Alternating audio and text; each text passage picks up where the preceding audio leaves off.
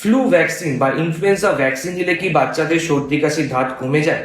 অনেকেই প্রশ্নটা করেছেন, তাই আজকের এর উত্তর দেব। মনে রাখবেন, বাচ্চাদের বা বড়দের সর্দি কাশি মূলত তিনটে কারণের জন্য হয়ে থাকে। একটা হচ্ছে ভাইরাস, দ্বিতীয় হচ্ছে ব্যাকটেরিয়া, আর থার্ড হচ্ছে অ্যালার্জি বা অ্যাজমা সমস্যার জন্য। এবার অনেকগুলো ভাইরাস আমাদের এই পৃথিবীতে আছে, তার মধ্যে ফ্লু একটা ভাইরাস, আর এটা একটা মারাত্মক ভাইরাস। কেন মারাত্মক? মনে রাখবেন, 5 বছর নিচে বাচ্চা বা বয়স্ক বা যারা ইমিউনো কম্প্রোমাইজড, এর অনেক সিভিয়ারিটি বা কমপ্লিকেশন আসতে পারে। এখান থেকে নিউমোনিয়া হতে পারে, শ্বাসকষ্ট হতে পারে, আইসিইউ অ্যাডমিশন লাগতে পারে। তাই এটা রেকমেন্ডেড যে 6 মাসের পর থেকে বাচ্চাদেরকে আমরা ফ্লু ভ্যাকসিন দিয়ে থাকি। প্রথমবার হচ্ছে 2টো ডোজ দিতে হয়, তারপর প্রতি বছর বছর মিনিমাম 5 ইয়ার্স। 5 ইয়ার্সের পরেও নেওয়া যায়, স্পেশালি যে সকল বাচ্চাদের অ্যালার্জি বা অ্যাজমার সমস্যা বা সর্দি কাশির ধাত আছে।